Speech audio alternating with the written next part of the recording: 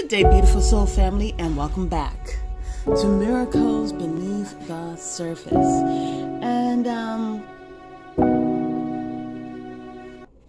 what this video is about is I'm bringing it back to Job. God Almighty was bringing to my recalling to my memory about the time frame of Job. Now with Job, in the very beginning, there was a conversation between the Lord and Satan. And pretty much the Lord was saying, have you seen Job? Let's go to it. Job chapter 1, verse 8. And the Lord said unto Satan, hast thou considered my servant Job, that there is none like him in the earth, a perfect and an upright man, one that feareth God and issueth evil? Then Satan answered the Lord and said, doth Job fear God for naught? Hast not thou made an hedge about him, and about his house, and about all that have on every side? Thou hast blessed the work of his hands, and hast substance increased in the land. But put forth thy hand now, and touch all that he hath, and he will curse thee to thy face. And the Lord said unto Satan, behold, all that he hath is in thy power. Only upon himself put not forth thine hand. So Satan went forth from the presence of the Lord. Let's go back to verse 12, the beginning parts. And it says, and the Lord said unto Satan, behold, all that he hath is in thy power. Only upon himself put not forth thine hand.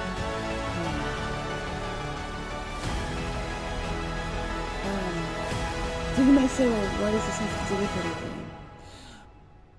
Well, what God Almighty was showing me is that Job's account can be seen played out in our life. It's like these different accounts are like different patterns. And as we see these different accounts play out in our life, we are able to glean the wisdom and know what to do and know what not to do. You see, the children of God know that Satan is not one that shows love. He's an accuser. Those are one of the things that he does. He accuses, constantly trying to prove to God that human beings are worthless. You see, he did not want to look after human beings. The same characteristic of when Cain said, okay, we see today how they're taking that into full effect with cameras all over the place. Okay? Now, anyways, the thing about it, beautiful soul family, is that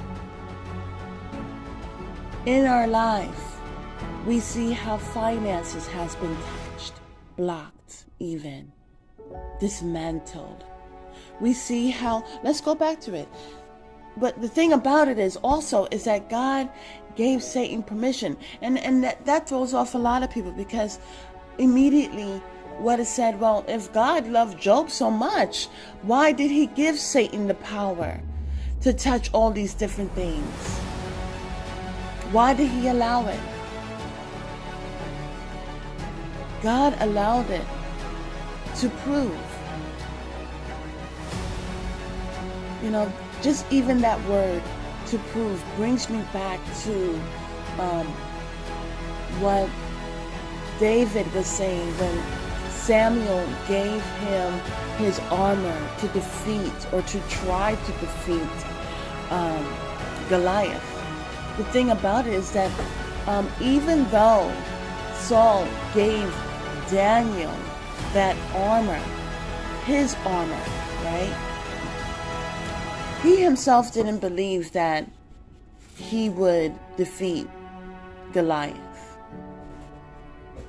The thing about it is that David did not prove the armor that Saul gave him. So he took it off.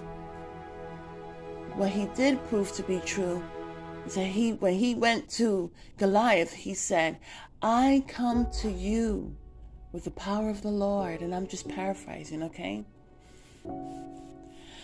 And so he knew that the different times that his life was delivered when he was attacked by the bear and by the lion, that God would save him. God Almighty will deliver him. And that says a lot too, beautiful soul family. And so anyways, the Lord was proving that Job, there's no one like Job. And we see in the account of Job, we see how Satan did not hold back. Even the wife of Job said, curse God and die. Now we're bringing it back here, and he said that, see that if you don't take all these things away from him, that he will not curse you. But we see in the account of Job that Job did not curse God and die. Okay? What's so interesting is that the Lord said, but put forth thine hand now and touch all that he hath, and he will curse thee. I'm sorry, that was verse 11. It says, and the Lord said unto Satan, behold, all that he hath is in thy power.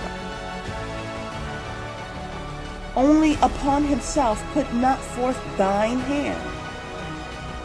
Well, who is himself? His soul. Touch not his soul. And so everything was taken away. Even on his flesh he had boils, much agony. But his soul was still intact. You know, in Revelation it says that the heavens and the earth will be destroyed. And when I remember in other videos, and looking at the earth is complementary to us. But as the heavens and the earth will pass away, so will this flesh. And there will be a new heavens and a new earth. You know, in the Bible it says, you know, don't worry about that of which can destroy the flesh, but fear the one that can destroy not only the flesh, but your soul. And so I encourage you to check out the account of Job and even the account of David, because it's about, listen, because of that of which is proven to be true, which is the armor of God, not the armor of Saul, is how we can win. The helmet of salvation reminding us what Jesus did. He gave his life so that we can live in salvation. We have salvation because of Jesus the Christ. The breastplate of righteousness. The belt of truth. Shodding our feet with the gospel of not prosperity, but the gospel of peace. You see, with the gospel of peace, as we're moving forward, we are bringing pieces to that of which is wicked, because we're bringing in the balance of peace. As we move forward, we're showing what true peace is all about. Okay? Not the world's so-called peace, but the peace of God Almighty. Alright? And the shield of faith. And the sword, which is the word of God. And beautiful soul family, this is what's proven. Just as the Lord said, have you seen my servant Job? And we are going to prove, just with our life and our testimony, what are we proving to this day? We are proving that Jesus is Lord. Jesus is the Son of God. We're proving with our testimony that God is real. And we shall not bend to this world. Have a beautiful and wonderful day. God bless.